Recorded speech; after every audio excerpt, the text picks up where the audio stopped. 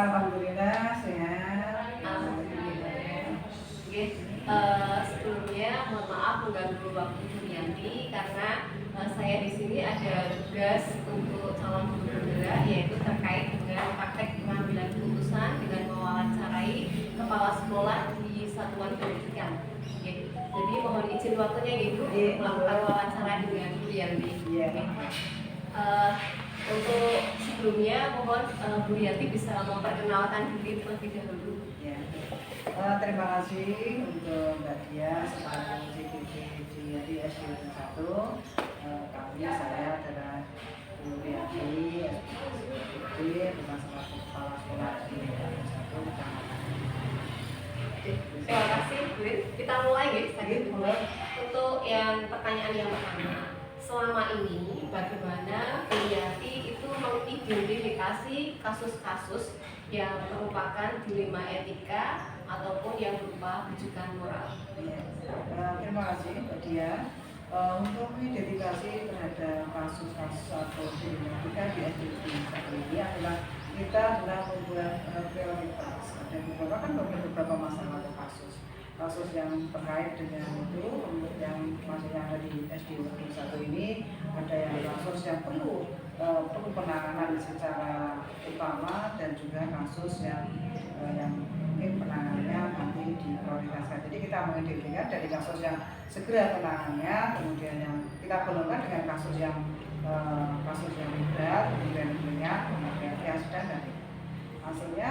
Kemudian di sini kita akan memprioritaskan kasus mana yang kita akan berikan solusinya, sehingga nanti akan tersolusi terhadap kasus yang ada di SDN 1 ini. Oke, terima kasih Bu Rin. Berarti pada intinya untuk pertanyaan nomor 1 tadi, panjenengan menyampaikan bahwa kita melihat prioritasnya kasus mana yang harus diselesaikan, segera diatasi terlebih dahulu. Terus kemudian untuk yang kedua, selama ini ketika panjenengan menjalankan pengambilan keputusan di sekolah, terutama untuk kasus-kasus yang di mana ada dua kepentingan yang sama-sama benar. Jadi ada dua kasus di mana kasus tersebut itu sama-sama benar, ya, dan mengandung nilai-nilai kebajikan. Nah, bagaimana Bu Yanti menjalankan keputusan tersebut di sekolah? Dalam menjalankan keputusan, karena ada suatu dilema ya. Jadi ketika ada suatu kasus itu kadang benar-benar ini adalah menurut pertimbangan, menurut ini adalah benar. Tapi di antara yang benar itu pasti ada yang paling benar. Nah, itu tujuannya dari mana? Nah, kita dalam hal ini dalam mengidentifikasi kasus tadi juga kita melibatkan dari beberapa warga di sekolah, terutama adalah di guru, kemudian ada di supervisor, ada komite. Jadi dari situ pertimbangan kasus-kasus ini sama-sama benar, tapi kita pasti akan mengetahui ini yang perlu diprioritaskan. Jadi kadang sama-sama benar, tapi kita lihat dulu berat yang harus segera diatasi, itulah yang kita. Oke, terima kasih. Berarti pada intinya tadi dalam pengambilan keputusan selalu berkolaborasi dengan stakeholder, rekan-rekan guru yang lain, sehingga nanti ketika menjalankan keputusan bisa diambil keputusan yang terbaik. Itu gitu. Terus kemudian untuk yang ketiga, langkah-langkah atau prosedur seperti apa yang biasa Bu Yanti lakukan selama ini? Setelah tadi kita mengidentifikasi, kemudian kita membuat skala tadi prioritas, kemudian kita buat program. Nah, kita buat program cara mengatasi masalahnya. Pertama kita bentuk tim. Jadi langkah dalam membuat setelah identifikasi, kemudian kita membentuk tim dalam penanganan kasus itu.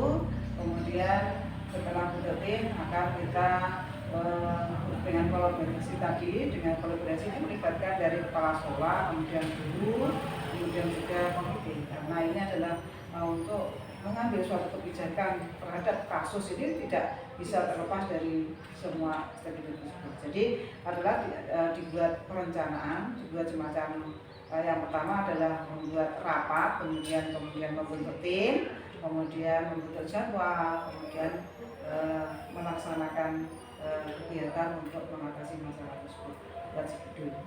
Oke, berarti dari apa yang tadi Bu Rin sampaikan, mungkin bisa saya sampaikan kembali ya.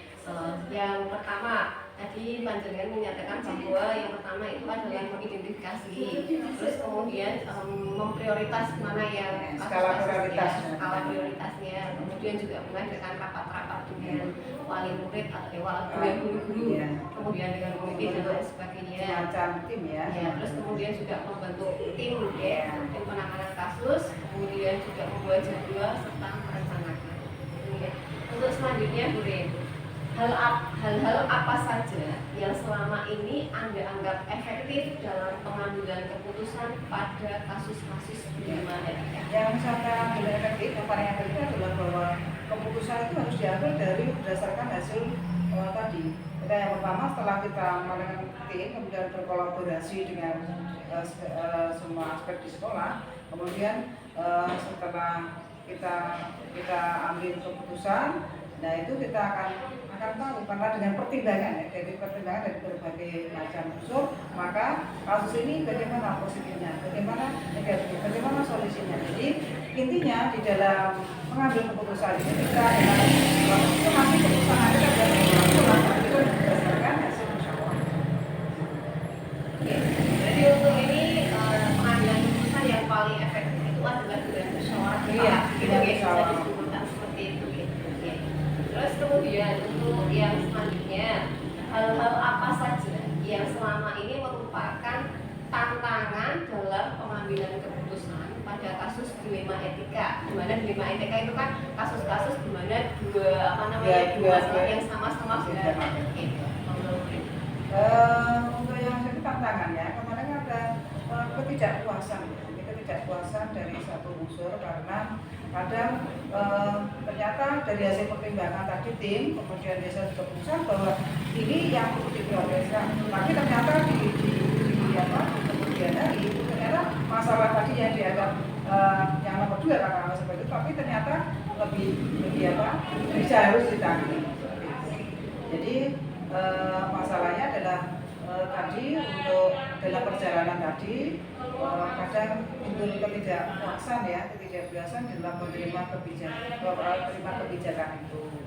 Ya itu juga pertama karena ini adalah masalah yang tadi yang keduanya hampir-hampir benar. Jadi kita mengambil keputusannya sesuai dengan hasil kolaborasi. Nah, keputusan yang namanya keputusan itu tidak semua mutlak bisa diterima dari semua pihak. Jadi oleh karena itu pihak-pihak itu, tetapi kita di sebagai pimpinan kita harus bijaksana memberikan solusi bagaimana supaya masalah yang tadi yang artinya prioritas kedua tetap masih bisa ditangani seperti itu.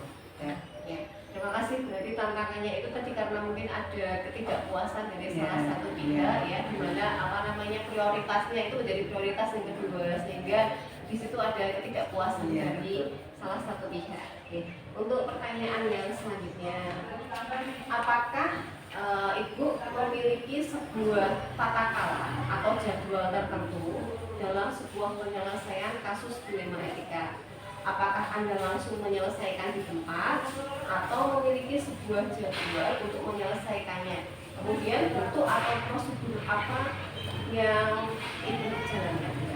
Terima kasih, ini latihan dengan kembali. Jadi tadi setelah kita identifikasi, kemudian membuat apa, kemudian membuat program. Jadi program ini termasuk program pemecahan kasus.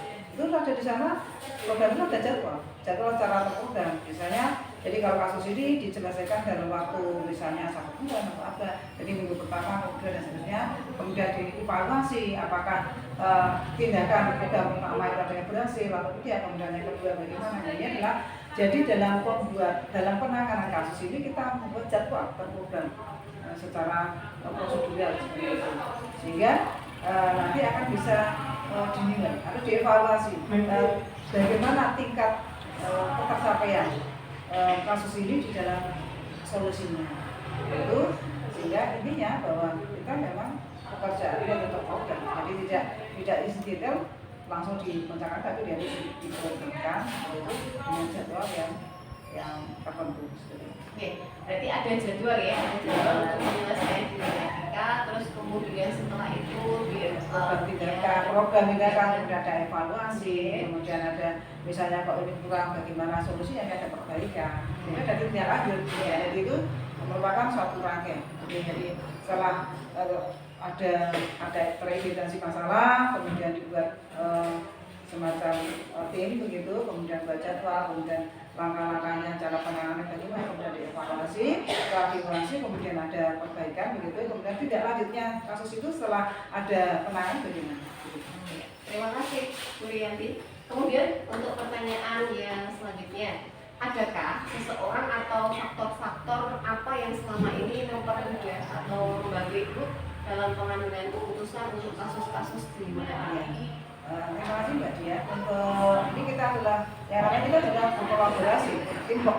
Yang kita tidak dalam menyelesaikan masalah, kita melibatkan dari warga sekolah. Jadi warga sekolah ini adalah yang pertama yang kasus, kemudian yang namanya penanganan tadi juga dibentuk tim. Jadi tim ini terdiri dari kepala sekolah, kemudian guru, konselor, sebagai konselor, kemudian ada wali murid, itu sudah ada komite. Jadi kita dalam hal ini adalah faktor-faktor yang mendukung keputusan pelibatannya semua warga sekolah tersebut. Oke, terima kasih. Jadi melibatkan semua warga sekolah, ada kepala sekolah, guru, kemudian wali murid juga dengan komite. Itu. Untuk pertanyaan yang terakhir ini Bu, dari semua hal ini yang sudah Bu Rini sampaikan, pembelajaran apa yang dapat Ibu petik dari pengalaman Ibu untuk pengambilan keputusan dengan menggunakan dinamika? Ini pelajaran ini sangat berharga karena dengan kita melihat itu kita bisa mengidentifikasi, kemudian memprioritaskan, kemudian bisa dilaksanakan pemecahan solusi, melibatkan kolaborasi, kemudian dengan pelaksanaan, kemudian ada evaluasi tindak lanjut. Jadi suatu program ini adalah sehingga keputusan yang diambil ini untuk ketidakpuasan itu kecil ini karena ini merupakan tidak dari kepala sekolah secara ini kita melibatkan jadi semua warga. Jadi insya Allah keputusan ini akan bisa diterima. Jadi tadi faktor hambatan bisa dikecilkan. Oke, terima kasih Bu Rin atas waktunya sudah meluangkan waktu untuk menjawab pertanyaan dari saya.